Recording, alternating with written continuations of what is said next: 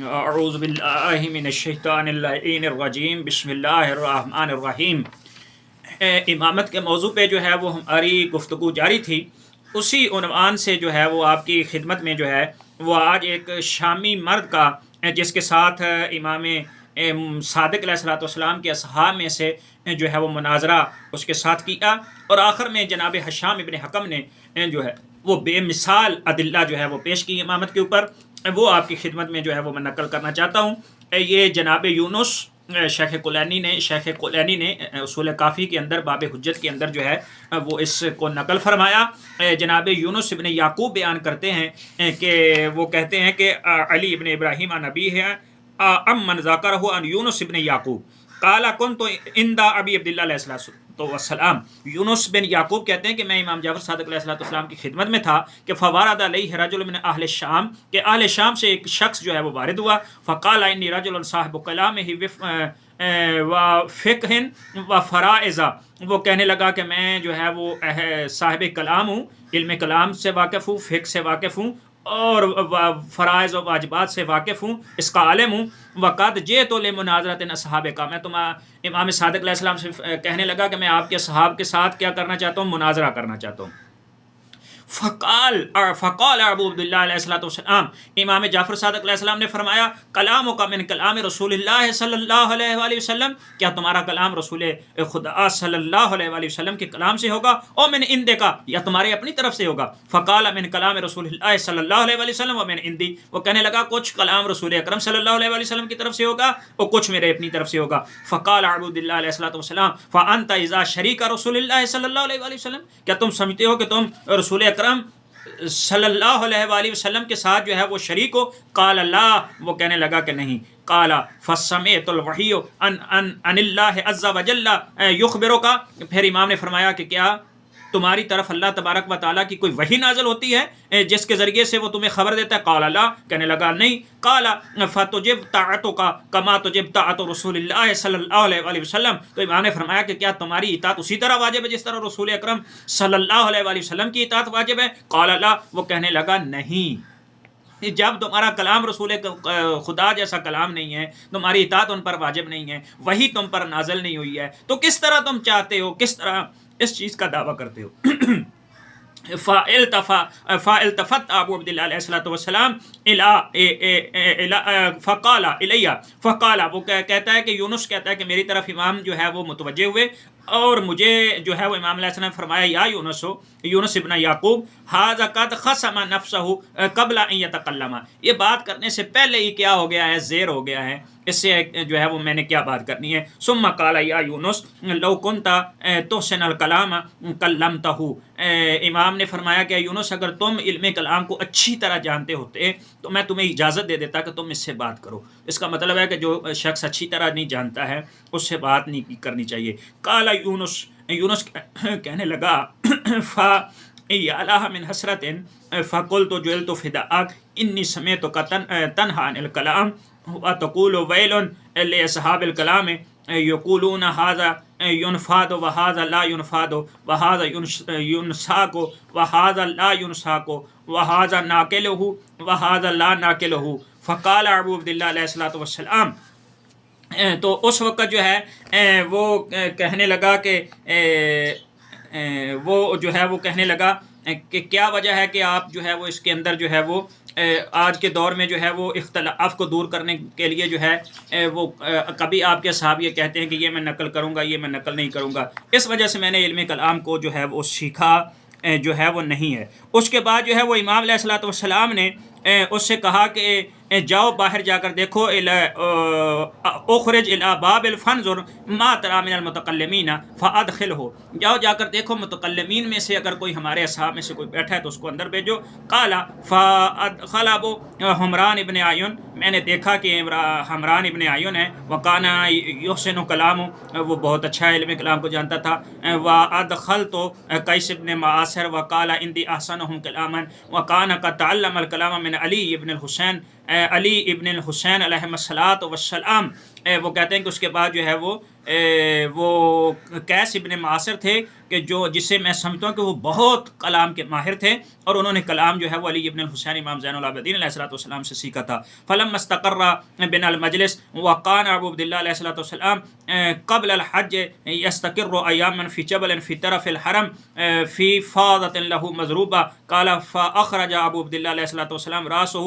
من فاضة فهو ببعير يحبك فقال يا هشام ورب الكعبة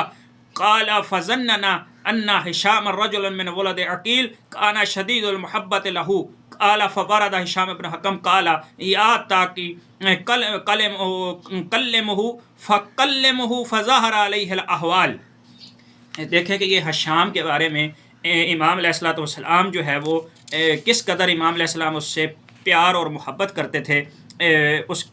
کہتے ہیں کہ وہ یہ یونس کہتا ہے کہ جب میں نے یہ باہر دیکھا ان اصحاب کو، امام کے اصحاب کو میں نے دیکھا اور ان کو اندر جو ہے وہ بلایا، تو اس کے بعد وہ کہتا ہے کہ جب محفل برپا ہو گئی تو سارے جمع ہو گئے، تو حج کا وہ زمانہ تھا، اور حضرت ابو عبداللہ علیہ الصلوۃ والسلام حرم کی ایک طرف پہاڑ پر امام علیہ السلام نے خیمہ لگایا ہوا تھا، اور آپ حج سے قبل چند ایام کے لیے اس میں ٹھہرے ہوئے تھے، اور حضرت ابو عبداللہ علیہ الصلوۃ والسلام نے اس خیمہ سے سر کو باہر نکالا اور دیکھا کہ آپ کی نظر ایک اونٹ پر پڑی جو دوڑتا ہوا آ رہا ہے۔ آپ علیہ السلام نے فرمایا کہ اب رب کعبہ کی قسم وہ حشام آ گیا ہے، ہمارا گمان ہے کہ حشام اولاد عقیل میں سے ہے، اور آپ اس سے بہت زیادہ جو ہے وہ کہتے ہیں محبت کرتے تھے۔ حشام آپ کی خدمت میں حاضر ہوا، اور اس کی ابھی جوانی تھی، جوانی ایسے تھی کہ ابھی کہتا ہے کہ اس کی داڑھی بھی کامل نہیں ہوئی تھی، نوجوانی کا بالکل زمانہ تھا، وہ ہم میں سے کسی سے بھی سن و سال میں کسی سے برابر نہیں تھا۔ امام علیہ السلام نے محفل میں اس کو جو ہے وہ خاص جگہ دی اور فرمایا یہ وہ ہے جو دل و زبان سے اور ہاتھوں سے ہماری مدد کرتا ہے۔ یعنی دیکھیں کہ جو بھی ائمہ طاہرین کی امامت کے بارے میں گفتگو کرتا ہے، ان کی امامت کو ثابت کرنے کی کوشش کرتا ہے، امام علیہ الصلوۃ والسلام اس کا کس قدر احترام کرتے ہیں، امام اس کو جگہ دیتے ہیں، اور فرمایا کہ دل و زبان سے اور ہاتھوں سے ہماری مدد کرنے والا۔ اس کے بعد آپ نے فرمایا اے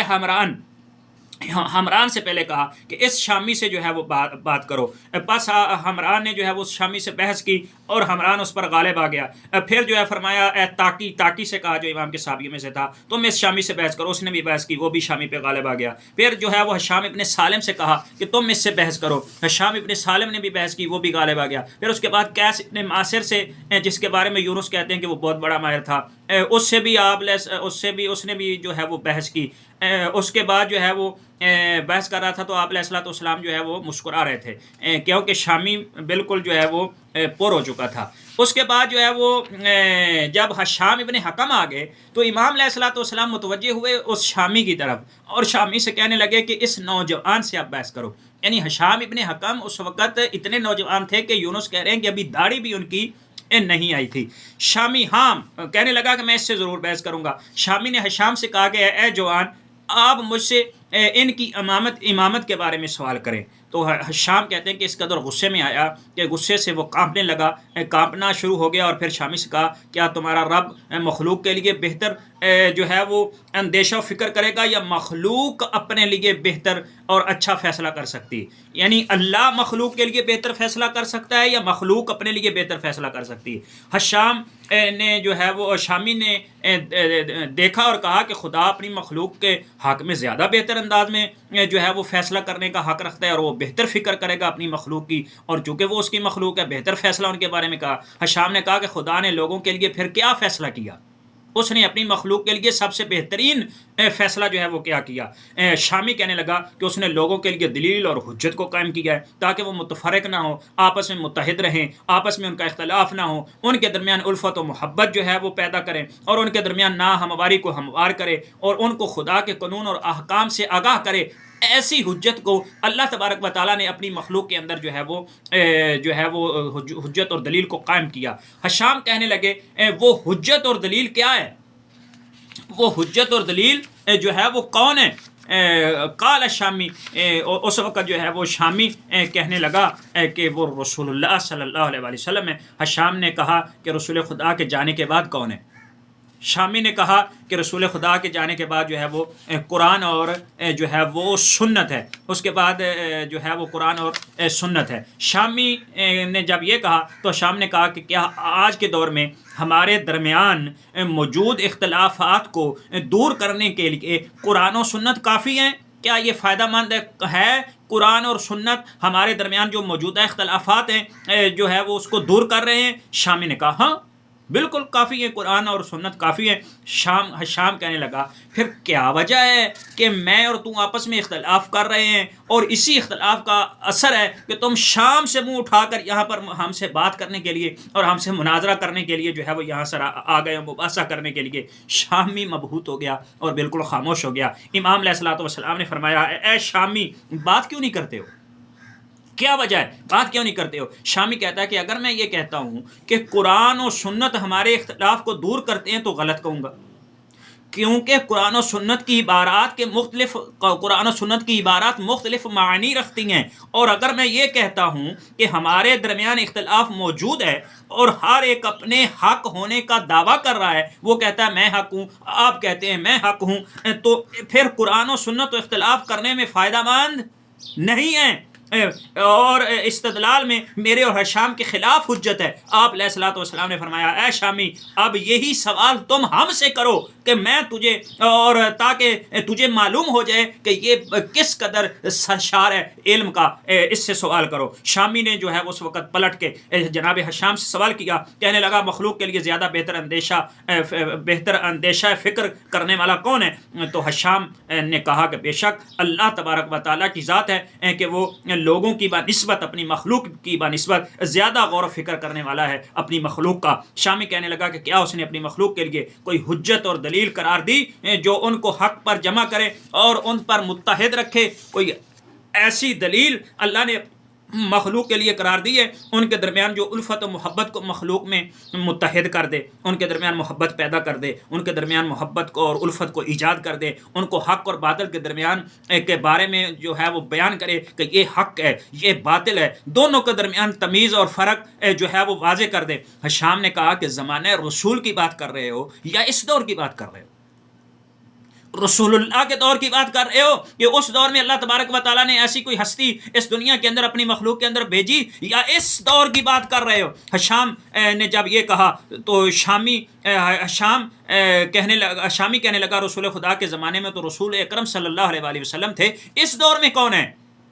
حشام کہنے لگا یہ وہ ذات ہے جو تیرے سامنے بیٹھی۔ امام جعفر صادق علیہ الصلوۃ والسلام کی طرف اس نے اشارہ کیا تم لوگ اس کے پاس ہدایت کے لیے آتے ہیں، لوگ ان کے پاس ہدایت کے لیے آتے ہیں اور یہ ہمیں آسمان کی خبریں دیتے ہیں، اور انہوں نے اسے اپنے باپ دادا سے اور میراث میں جو ہے وہ اس علم کو پایا ہے۔ شامی میں اس کو کیسے مان سکتا ہوں، اور اس پر کیا دلیل ہے کہ اللہ کی حجت اور اس وقت جو ہے وہ یہ ہے؟